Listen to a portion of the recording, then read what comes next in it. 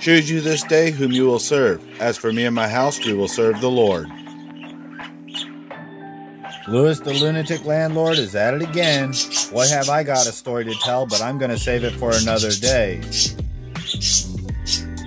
I haven't had any problems with my landlord lately, but that doesn't last long, even if I don't have the slightest engagement with him. In fact, that's been my objective since I first detected this pathological narcissism rooted deep within his personality. It never does any good, as jealousy is enough to trigger confrontations, making it dangerous to be physically close to him. He can't handle the truth, and I can't handle deceit. He won't control himself. I won't allow myself to lose control. He has no moral stability, and I'm dedicated to morality and stability. The problem lies in the control aspect.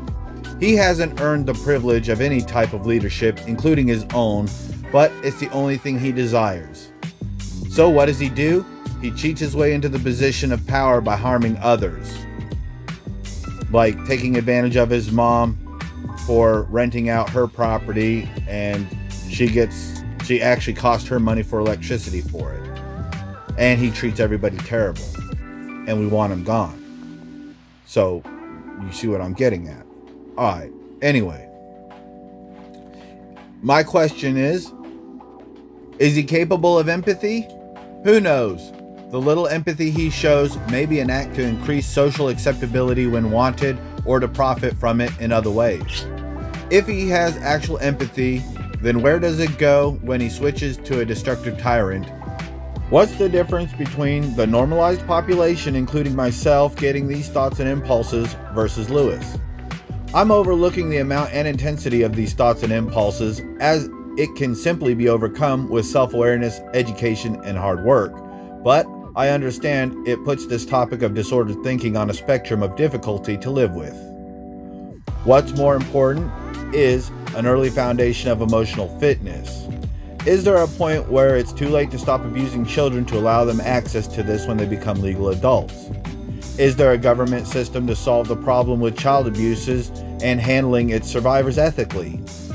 It boils down to the difference between a legal adult and a social adult, and the government has really forced its backwards ways into law, so for so long we're treating them as if it's the same when they are not. So much division on everything except the two most important things: right versus wrong, and legal status versus emotional maturity. It's been like this for 3 generations, and it's reaching a breaking point that needs a social point system to delay the inevitable collapse. Hopefully there's enough patriots to force it to fail before we're lost to civil war or complete communism. It is an indoctrination war, and it's hard to see who's winning right now, but faith in God keeps our spirits up. Looking back at the Lewis the Lunatic Landlord situation, I see his mother, who divorced an alcoholic father to Lewis. His father passed away, and I don't know what he went through, but it's definitely left him with a severe mental illness, and at this point, he doesn't seem to be improving. Sometimes presented symptoms can appear to be better for short spans of time, seeming like a neutrality, but is it an act when past abusive behavior comes back up out of nowhere or from slight triggers? What about the inconsistency? It appears that an unresolved methamphetamine addiction with a part-time use causes a lot of the inconsistency and the emotional sensitivity. So what? I've got problems like that too, but I don't use hard drugs and have no desire to go seeking them out from dangerous dealers. Was it that I got into a Christian home by the age of 5 and Lewis still lives with his mom in a sense? Is there a point in life where it's too late for a human to be capable of correction for self-control to the point of rewiring a positive set of values deep down? Or is it always going to be an act for people like that? It is about the choices one makes along the way and today that shape the mentality for tomorrow, I'd say. If he was willing to work hard on himself by starting with the decision to say no to drugs and force himself to feel bad about wanting to harm innocent people, hopefully the thought of wanting revenge itself will cause a deep down disturbance. If this correction and self-discipline is not a capacity of humans with such abusive developments past a certain point in their lives, then we should force responsibility on them, lock them up, or allow people to defend themselves against them.